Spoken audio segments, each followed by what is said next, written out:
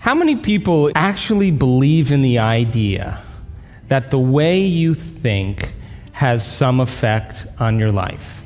So how many people actually woke up this morning and consciously created a future?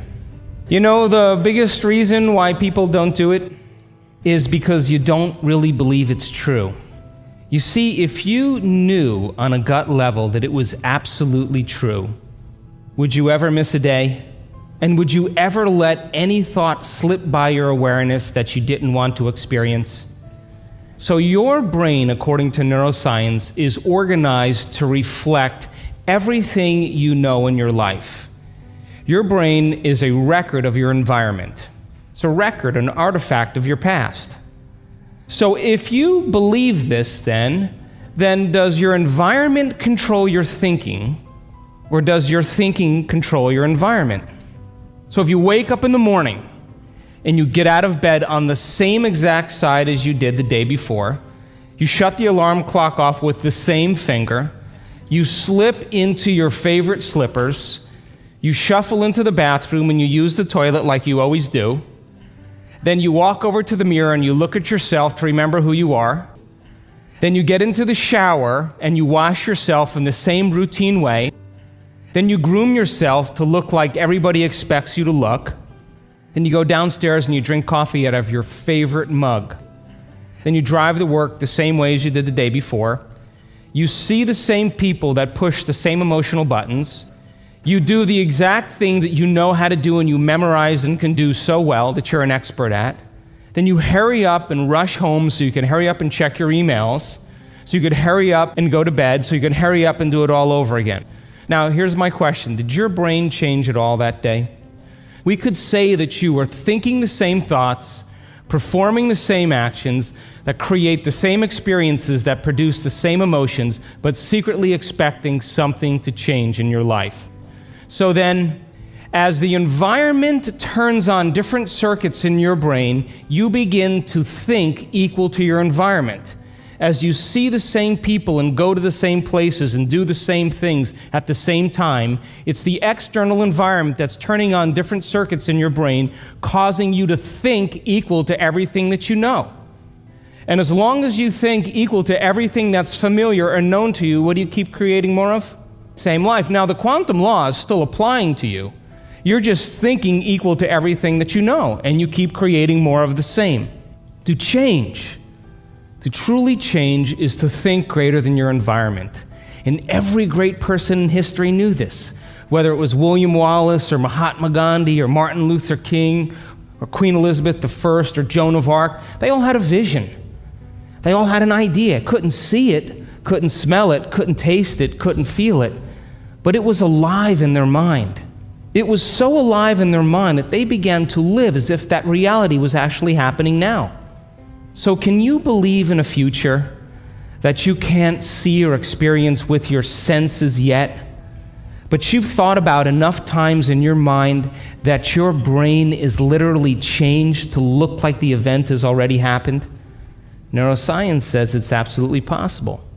Now, your personality creates your personal reality. That's it. It's that simple. And your personality is made up of how you think, how you act, and how you feel. So the present personality who's sitting here today, you, has created the present personal reality called your life. Would you agree?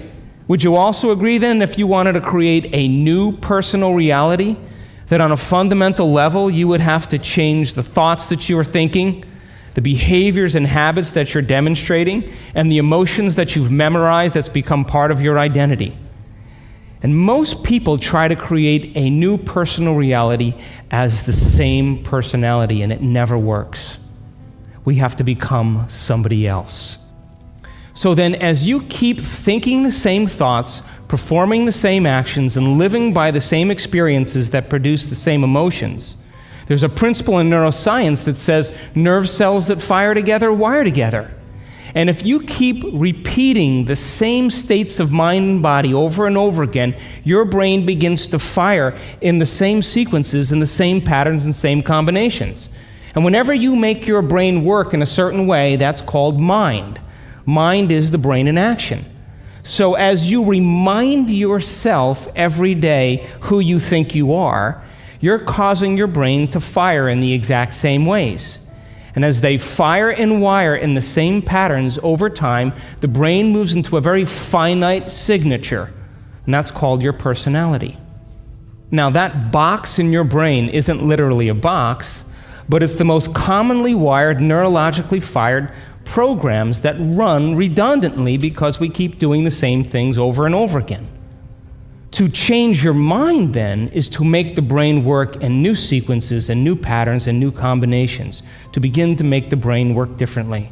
And the one ingredient that allows us to do that is knowledge or information. Because every time you learn something new, you make a new connection in your brain. That's what learning is. Learning is forging new connections. Remembering is maintaining or sustaining those connections. So now, every time you have a thought, you make a chemical. And if you have a great thought, or an unlimited thought, or a joyful thought, you turn on a set of circuits in your brain that fires in a very specific sequence, pattern, and combination, that produces a level of mind, that turns on another part of the brain that makes a chemical for you to begin to feel exactly the way you were just thinking, great or unlimited or joyful. Now, if you have a negative thought or an unhappy thought or a self-depreciating thought, you turn on a different set of circuits and a different combination, a different sequence, and a different pattern that produces a different level of mind. And the brain then begins to make a different batch of chemicals that signals the body for you to begin to feel exactly the way you were just thinking, negative or unhappy or unworthy. So the moment you begin to feel the way you think, because the brain is in constant communication with your body, you begin to think the way you feel, which makes more chemicals for you to feel the way you think, and then you think the way you feel, and then you feel the way you think, and then you think the way you feel. And some people do this for 20 or 30 or 40 years. Now, the redundancy of that cycle over time creates what I call a state of being. And a state of being is when your mind and body are working together, or your thoughts and feelings are aligned to a concept. So thoughts are the language of the brain, and feelings are the language of the body.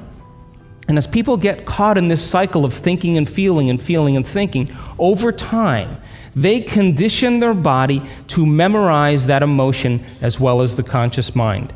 And whenever the body knows as well as the mind, that's called a habit. A habit is when your body is the mind. Now, 95% of who you are by the time you're 35 years old is a set of memorized behaviors, set of emotional reactions, beliefs, perceptions, attitudes that run just like a computer program. So 5% of your conscious mind begins to work against 95% of what you've memorized. So the person wants to think positively, but they're feeling negatively. They want to create their dream board, and put up their future life, but they feel unworthy. That's mind and body in opposition. We have to recondition the body to a new mind. So how many people know someone who's memorized suffering? And you say to that person, hey, did you read the book I gave you? What do they say? No. Hey, listen, we're going to go out to dinner. We're going to go see some stand-up comedy. We're going to go for a walk along the water. You want to come? No. What do they say?